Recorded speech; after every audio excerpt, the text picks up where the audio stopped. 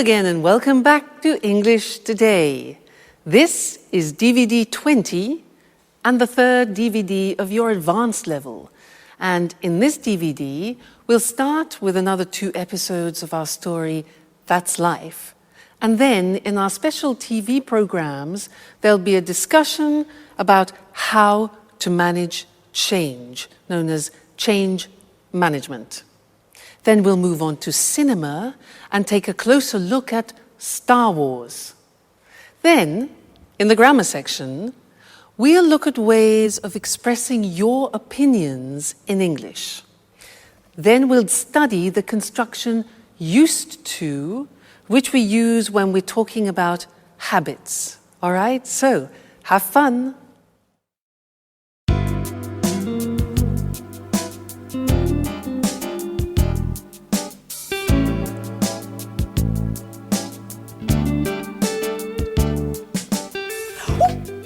Edward, stop! Put that infernal gadget away. That's enough. There's a limit to everything, you know. Great. That's it, Anne. Go on like that. You are fantastic. Oh, fantastic, my eye. I told you to cut it out. Alice! Alice! Yes, Anne, what can I do for you? Stop laughing. Oh, Anne, come on. And tell your director friend to give it a rest. And put away that damn video camera. I absolutely do not want to be filmed like this. Have I made myself perfectly clear? Hi, Alice. Hey. Good morning, Edward. Can't stop working, eh? What's on the menu for today's shoot? Wow, Anne, you look beautiful. Excuse me, could I use the bathroom for a moment? Anne? Thanks. Oh, calm down, Anne. None of these sessions are going to be shown for air. At least for now. What exactly does for now mean? Well, once all the material's been put in place, cut and edited, Edward's planning on showing it to a producer. If it's accepted, the idea is to go for our own TV program. Isn't that a great idea? What? Yeah. Producer? Television? Mm-hmm. Let me in, Jack. Let me in. No, let me in. Oh, oh, oh, let me in. Oh.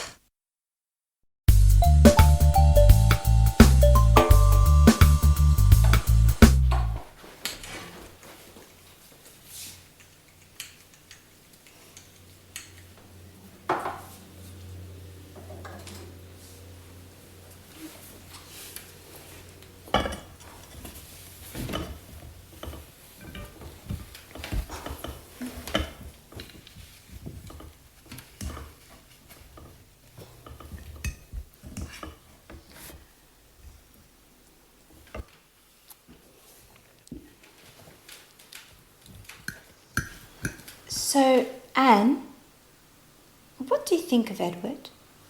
In what sense? As a man or as a director? Do you really have to ask? As a man, of course.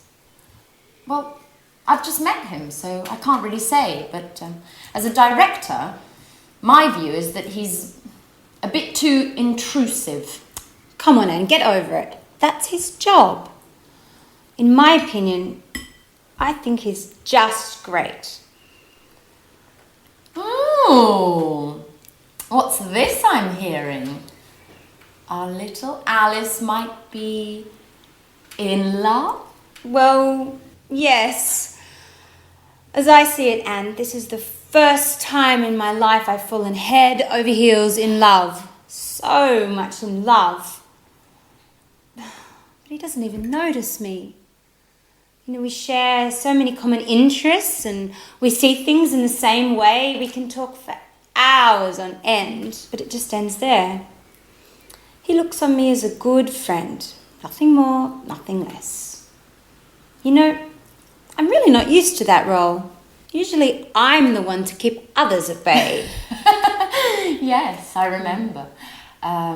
Tom, Frank, David. How many broken hearts have you left behind? So tell me, have you asked Edward how he feels about you? No, of course not.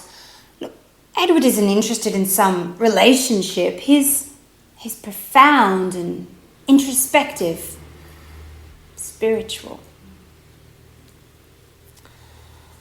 He's a person who enjoys observing and analysing others. Yes, if you ask me, too much so. Anyway, I can't agree with you, I'm afraid.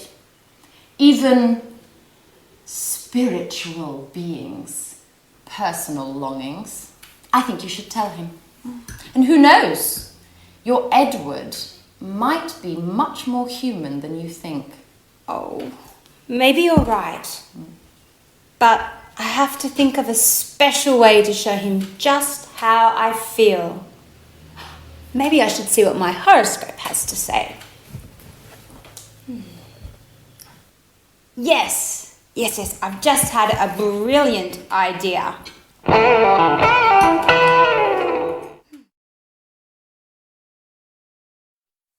Hello again and welcome back to your live English language TV program. Did you hear in that episode how the girls were talking about their love problems? They were exchanging opinions about their love problems. Well, that's what I want to study with you now, is how do you express your opinion in English and how do you ask other people for their opinion? Now, to do this, I want to talk about an article which I read yesterday, in fact, in this magazine about women. And the article made some statements, and I want to ask you what your opinion is about the statements that I read, and I will tell you mine, all right? Well, I read this. Women are less rational than men. Women are less rational than men. What do you think about that? Yeah, well, I can go along with that. I agree in a way women are more emotional and more instinctive, yeah? Do you agree? Next thing. Other thing they said is women are less intelligent than men. Women are less intelligent than men. Now, what do you think about that? Well, I totally disagree with that. I don't know about you. Women are less intelligent than men. Who wrote this article?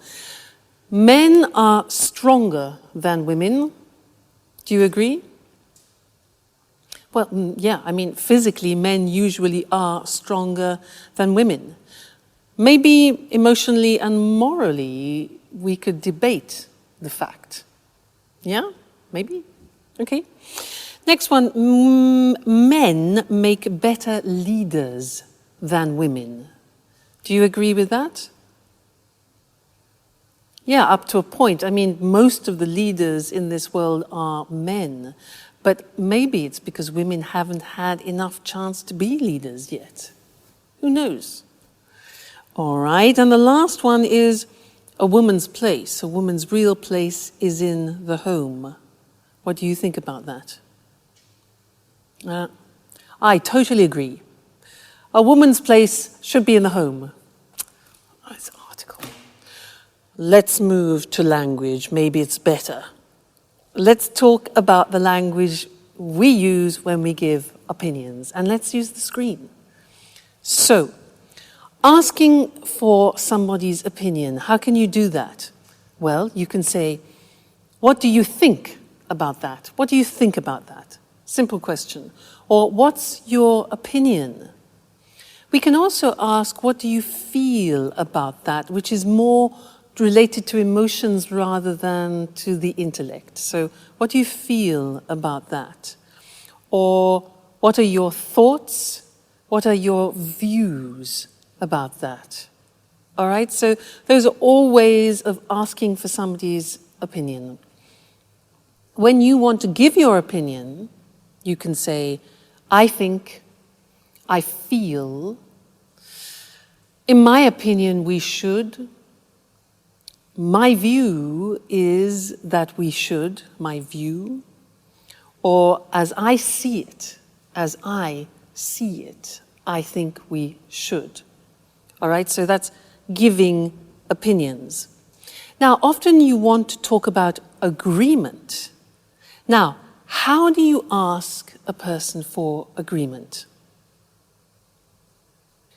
We don't say, "Are you agree?" Many languages translate that wrongly. It's not "are you agree," but "do you agree with me?" All right? Do you agree? Be careful. Do you agree? Another alternative is "do you go along?" Go along means have the same opinion. Do you go along with that? All right? Now, imagine that you want to agree totally with someone. Do you agree with that? Exactly. You can say, "I totally agree with you. I completely agree with you." You can say, "Yeah, I go along with that. I agree with that." You can also say, "That's right. Exactly," or "absolutely." Those are all ways of agreeing totally. Now imagine that you agree sort of, you agree partially. The language here is, "Yeah, that's a good point, but I agree with you up to a point. I agree with you up to a point." So that's partial agreement, but not total agreement, all right? Now, disagreement. To be polite, you can say, "I can't agree with you, I'm afraid." If you say, "I don't agree with you," that's quite aggressive. So it's better to say, "I can't agree with you, I'm afraid," for example, if you're in a meeting. But if you want to be aggressive, you can say, "I totally disagree with you." All right, so that's an aggressive disagreement. And you could also say, "Oh, come on. Come on." All right? So there, we looked at exchanging opinions, giving opinions, asking for opinions, and then talking about agreement. Agreeing totally, partially, and disagreeing. I'm sure you'll find that very useful because it's what we do every day. All right? So happy practicing and see you in the next lesson. Bye.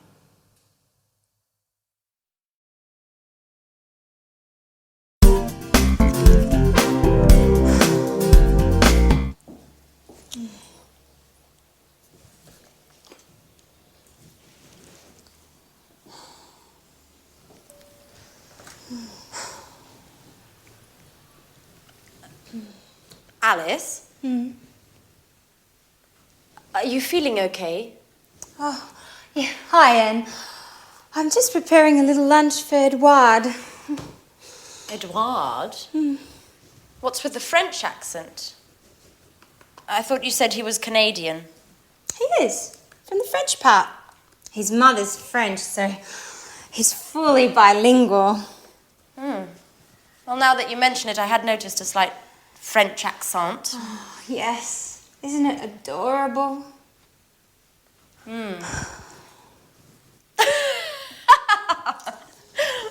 Well, I must say, love does work wonders. I'm not at all used to seeing you as a housewife. Well, to tell you the truth, I haven't got used to it yet. You know, I just hope I got the recipe right. You know, I followed the instructions to the letter. But you know, I feel like a fish out of water with these things. So, you've decided to go for Edward's jugular. Well, not only that. Here's the crowning touch. What is it? It's a Chinese fortune cookie with a little note inside. What a romantic idea. Do you think? I wrote the note myself. I thought I would surprise him by hiding it inside his napkin. Like this. What do you think? I think it's just perfect. You'll see. It will go straight to his heart. Wait, stop.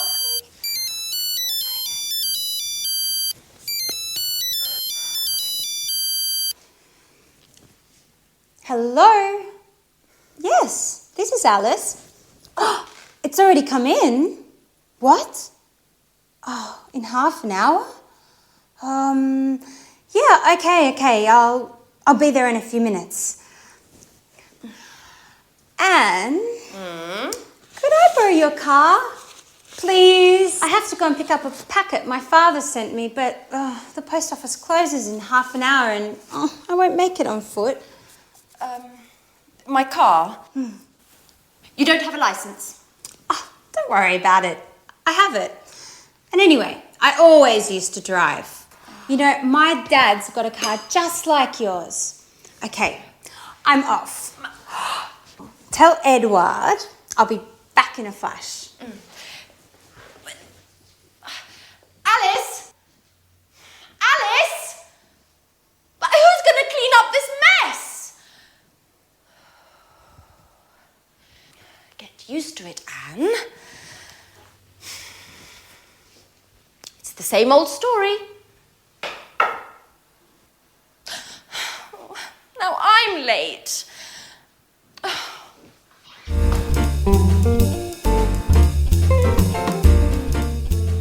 Oh, I can't believe I always get myself into these situations.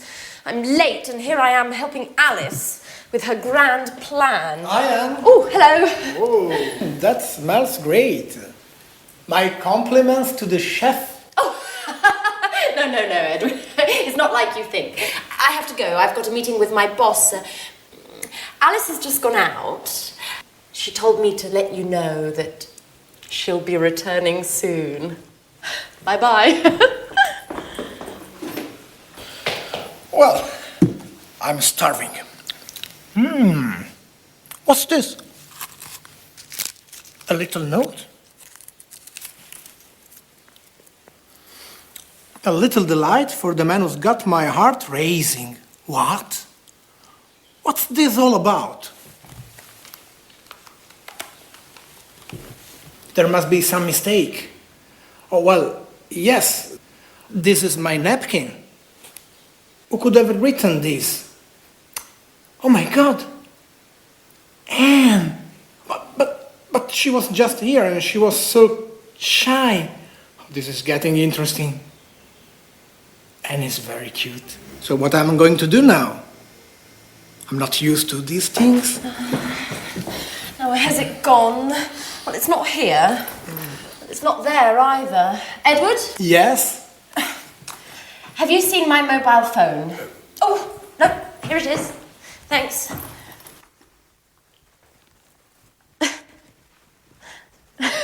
Pardon me. Why are you eyeing me like that? Nothing. Well, all right. I've got to run. Bye-bye. She's acting like nothing is happening at all. This is getting very interesting.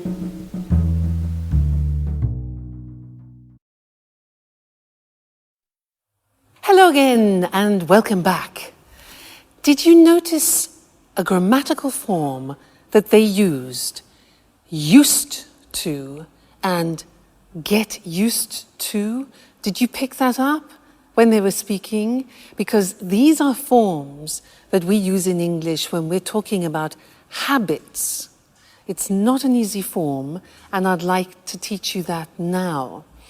And to do that, to give you an example of the grammar in action, I want to talk to you about when I moved to Italy and I lived there for some time, and I had to change some of my habits. I had to adopt some Italian habits. I had to get used to new things, all right? So I'm going to use the grammar construction as I talk about this. Try and listen and pick it up. Now, I wrote a list actually because really fascinating.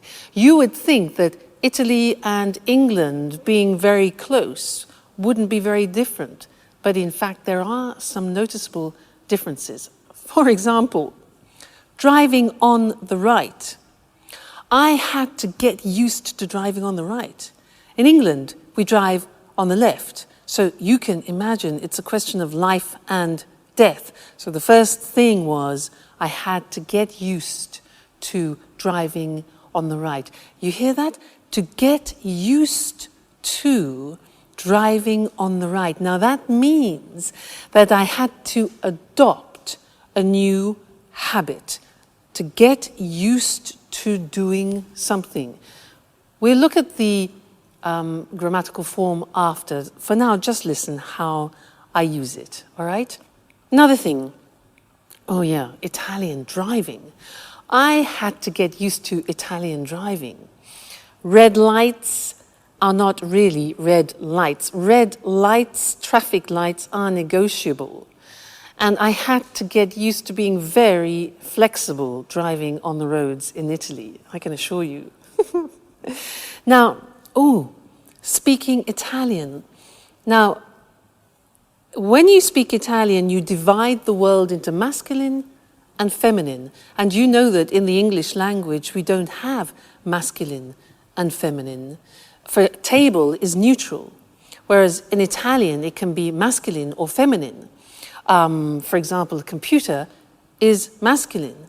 So I had to get used to dividing my world into objects, which are masculine, and feminine, which for an English person is really quite a challenge. So another thing was rolling my R. In English, we don't say R. It doesn't exist. But in Italian, for example, if you want to say red, you have to say rosso. R. It took me 1 year to learn R. So I had to get used to rolling my R. Terrible. Coffee. In England, we have mugs of coffee like this. In Italy, I had to get used to small amounts of strong coffee. So that was a new habit. But then I found cappuccino, so that was the alternative. And the last thing that I had to get used to was the Italians gesticulating. The Italians use many gestures like oh, and they use their shoulders, and noises as well.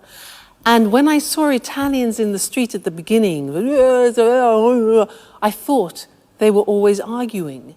But in fact, they're not. It's a normal way for the Italians to gesticulate. So I had to get used to reading the language as not necessarily aggressive. All right, so that's some of the things I had to get used to, all right? Let's go and look at this grammatical form now because it's not easy to use, all right? Let's look at the screen. So to get used to is followed by the gerund form. And it describes this process of changing and taking on a new habit. Look at the examples. I'm getting used to speaking Italian every day. Used to speaking Italian. Now, we use the verb get used to, because it describes the process.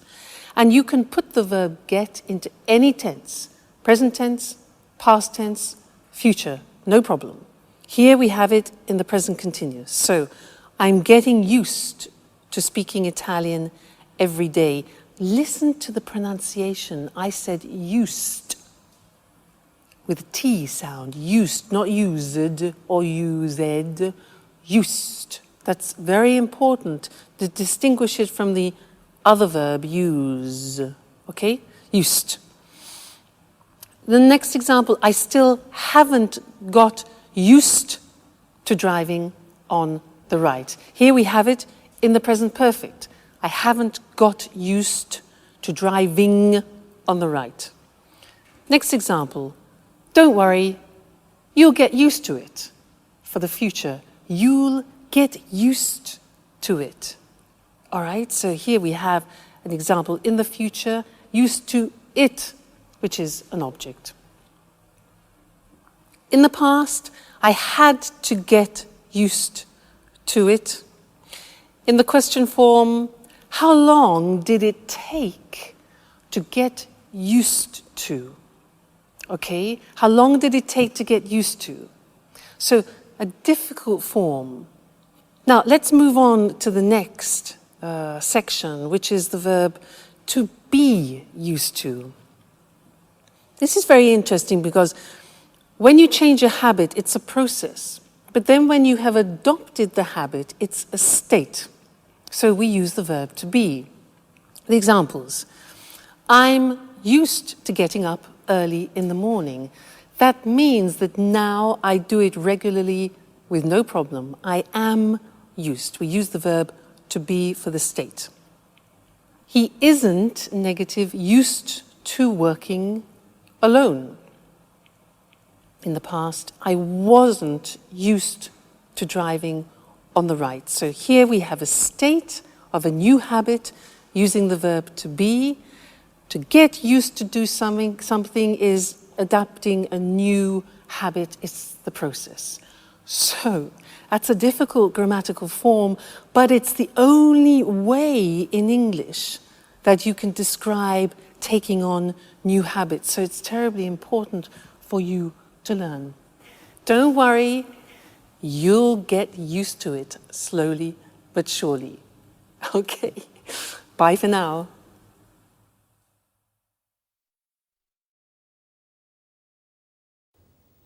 Hello, and welcome to this week's edition of Let's Talk, our evening discussion program with our commentators, Tom and Marie. Good evening, everyone. Good evening. According to a recent report from the EU on the economies of the Eurozone, many companies are going through a difficult period.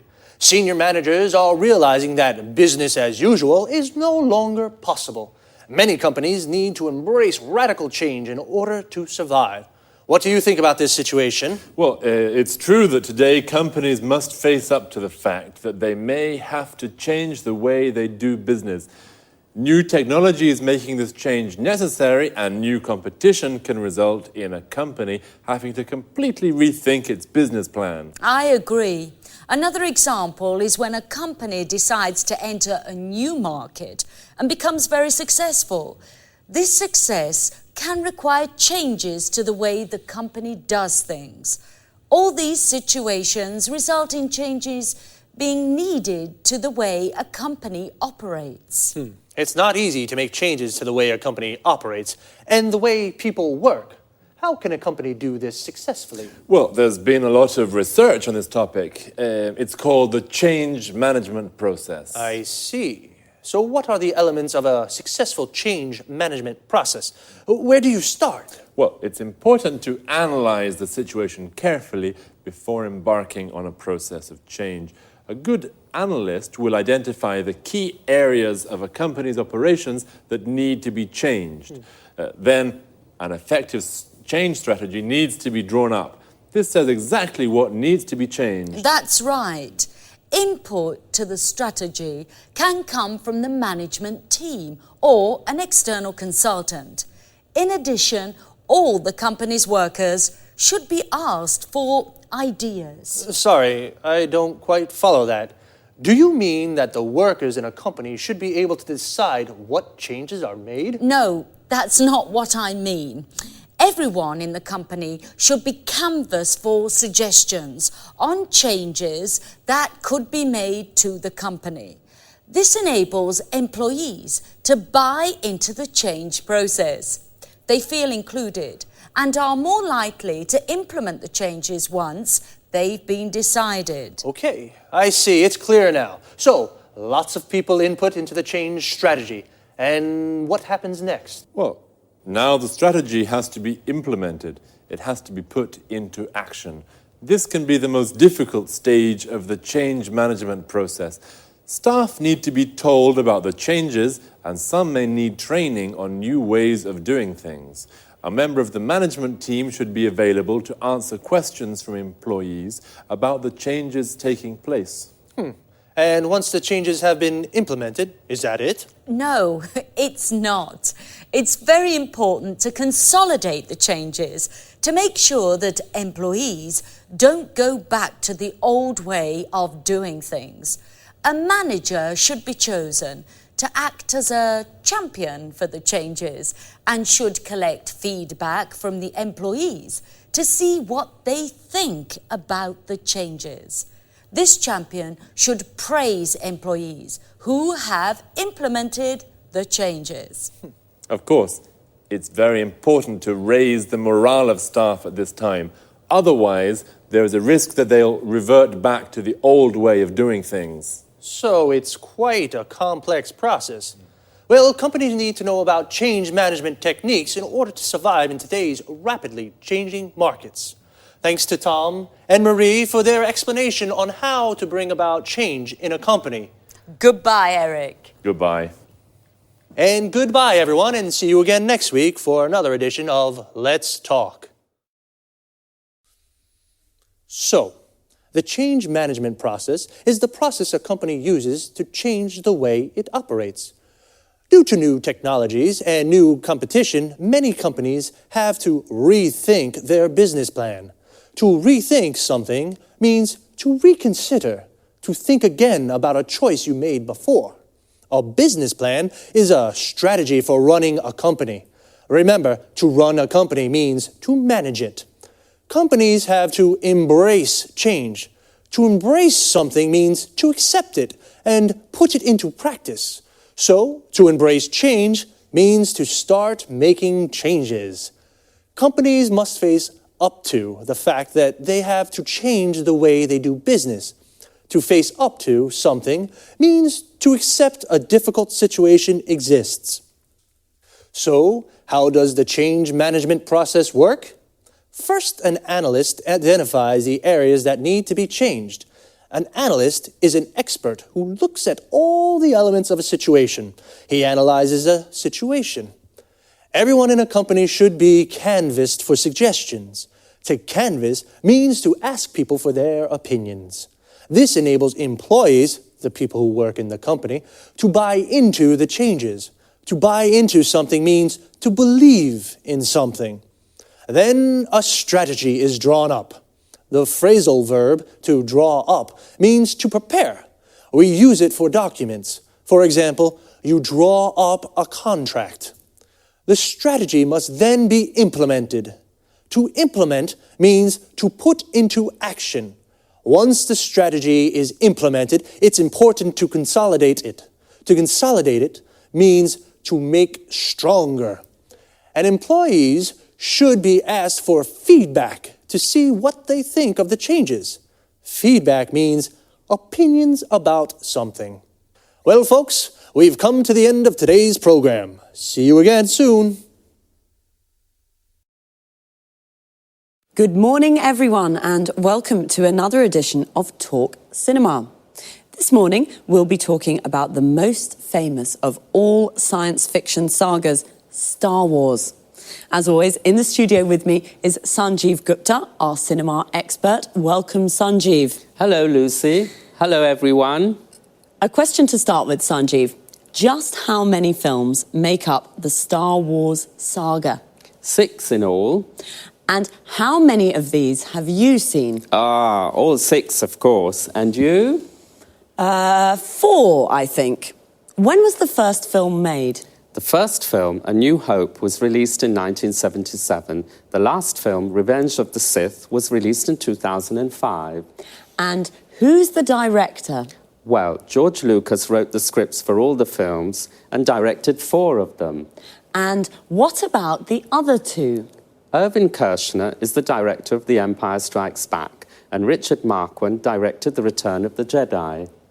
What's so special about the Star Wars films, Sanjeev? Lots of things, actually, Lucy. You know, the first Star Wars film, back in 1977, broke new ground with its special effects. New methods were used whereby the action shots were taken against a blue background with real models. It doesn't sound sophisticated compared with today's computer-generated effects, but 29 years ago, it was revolutionary. In fact, the amount of time Lucas spent on the special effects almost resulted in the film not being finished. Why do you think the films have been so enormously popular? We're dealing with science fiction here, but really the storylines in the films draw on themes common not only to science fiction, but also to classical mythology. Really? Interesting. Yes, then there's the obvious struggle between good and bad. There's the famous force, the energy field that can be used for good but also for bad. Love plays a big part in the saga, as does the eternal struggle for power and domination. Love, power, and domination. Yes. So, have the films made a lot of money? It's been estimated that the films, along with the TV series, books, and video games that have been made around the Star Wars theme, have generated $20 billion over the last 29 years. So, $20 billion, yes, that's rather a lot of money. And what about the music in the movies? I really love the music. Yes, I think the music has played an important role in helping people to remember the films. John Williams composed the scores for all 6 films. The style he uses has changed as the years have gone by. In the first films, he associated leitmotifs with each character, quite a simple approach. In the later films, he changed his mind and took a richer, more sophisticated approach to the music. One last question. Is the saga definitely complete now? I wouldn't bet on it. There are rumours that George Lucas may be working on a sequel, but for television, not for the cinema. So, we may be seeing Luke Skywalker again soon. Wonderful. Well, thanks, Sanjeev, and goodbye. Goodbye.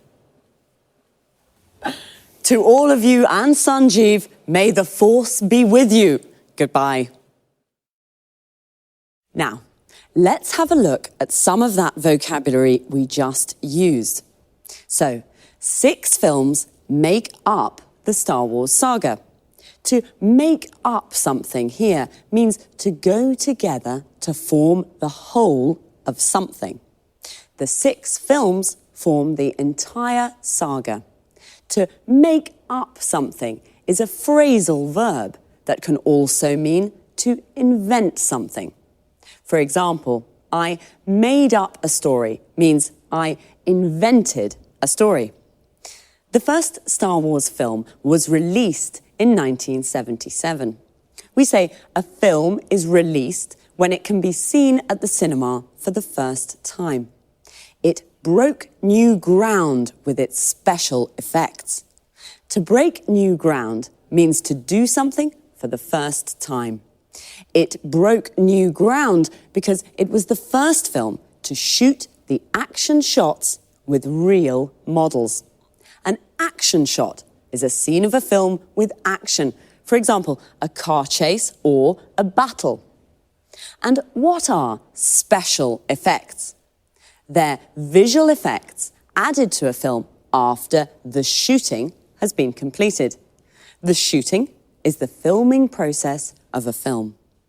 The special effects used in the first Star Wars films were not very sophisticated compared with the computer-generated effects of today's films. Computer-generated effects are special effects that are made using a computer. The soundtracks of the Star Wars films have also become very famous. The soundtrack of a film is its music. In the first films, John Williams, the composer of the soundtracks, associated leitmotifs with each character. A leitmotif is a reoccurring musical or visual theme associated with a particular character, situation, or emotion. Well, we have, as usual, run out of time, so goodbye for now.